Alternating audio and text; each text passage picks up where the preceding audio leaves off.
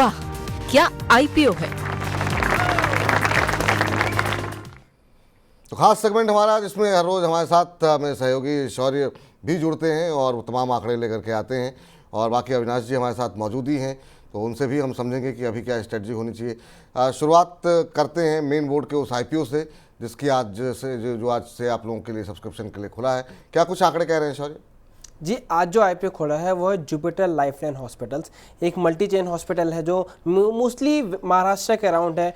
पुणे में, थाने में, इंदौर में इसके हॉस्पिटल्स हैं और ये इसकी बेड कैपेसिटी है 1194 बेड्स और 1306 डॉक्टर्स इसके पास है। और कंपनी के पास जो है मल्टी स्पेशलिटी हॉस्पिटल है और डोंबिवली मुंबई में भी शुरू करने की बात कर रहे हैं। अगर क्रिसिल ने बताया है कि इस रिपोर्ट में थाने और इंदौर में जो हॉस्पिटल्स हैं वो कुछ ऐसे हॉस्पिटल में है जो न्यूरो रिहेबिलिटेशन सर्विस प्रोवाइड कराते हैं और मतलब एक अच्छा हॉस्पिटल से माना जा रहा है। कंपनी एक बड़ा आईपीओ साइज है, ये टोटल 869 करोड़ रुपए जुटा रहे हैं। हमने देखा था हाल में बहुत छोटे छोटे आईपीओ आए थे, ये थोड़ा बड़ा आईपीओ का साइज है जिसमें फ्रेश इशू है 542 करोड़ का और ऑफर फॉर सेल है 327 करोड़ रुपीस का। और आईपीओ आज 6 सितंबर से लेकर 8 सितंबर तक खुला रहेगा और इसका प्राइस बैंड है 695 से लेकर 735 का। और अगर इसके सब्सक्रिप्शन के आंकड़े देखें तो क्योंकि जब ये नया है तो लेटेस्ट फिगर के हिसाब से ये ऑलरेडी 42% भर चुका है, जिसमें रिटेल का सब्सक्रिप्शन भरा है 63% और क्यूआईबी का भी सब्सक्रिप्शन बिल्कुल नहीं भरा है। चलिए अब जरा जो है एक बार फिर से जरा क्या कुछ कह रहे हैं ब्रोकरेज हाउसेज वो जरा देख लेते हैं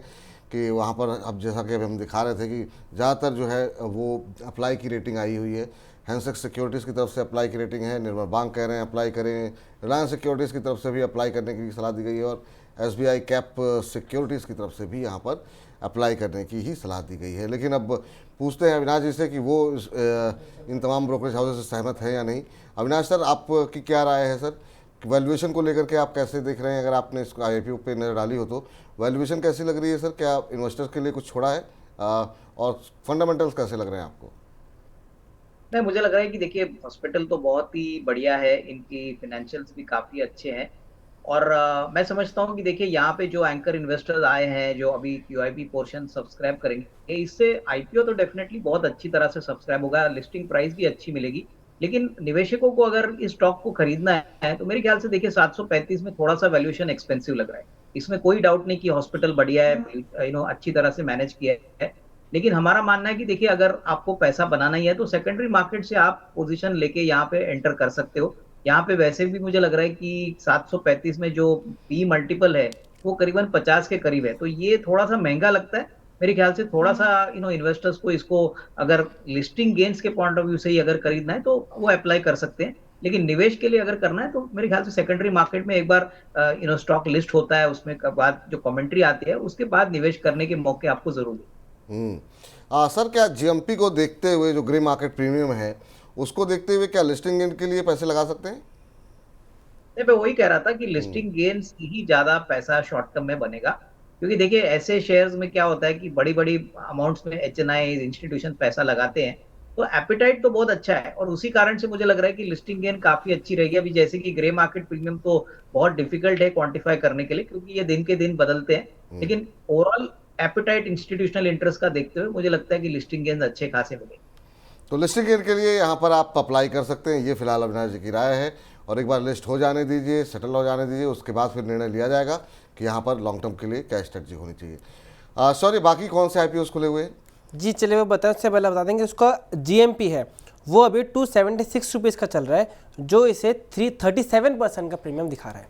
चलिए, तो 276 रुपये के प्रीमियम यहाँ पर जो है वो देखते हुए ग्रे मार्केट प्रीमियम है। हालांकि इसमें बदलाव जैसा विनाश कह रहे थे काफ़ी बदलाव आता रहता है, हर रोज़ बदलते रहते हैं आंकड़े, लेकिन ये कम से कम एक इंडिकेशन होता है कि शायद शेयर जो है वो प्रीमियम पे लिस्ट होगा।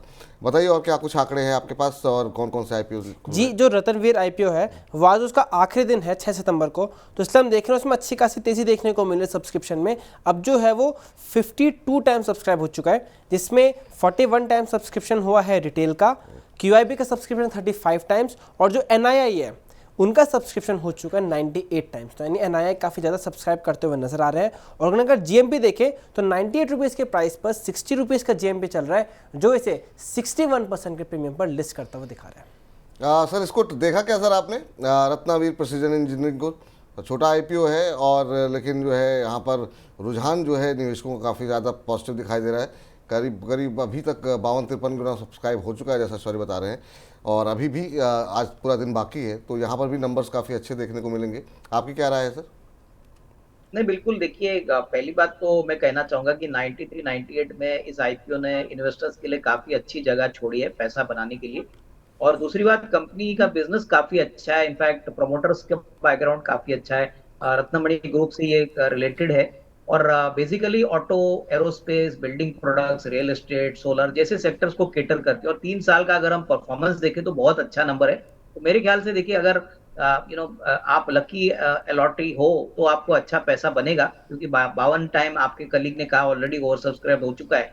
तो यहाँ पे अलॉटमेंट जो है वो बहुत पिक एंड चूज होगा, लॉटरी टिकट के जैसे होगी। तो जिनको भी शेयर मिलेंगे अच्छी खासी कमाई होगी। तो जिनको भी शेयर मिलेंगे अच्छी खासी कमाई होगी। यहाँ पर एसएमई आईपीओ पे क्या अपडेट है शौर्य? आज एक लिस्टिंग भी हमने देखने को मिली, किस तरह की लिस्टिंग रही?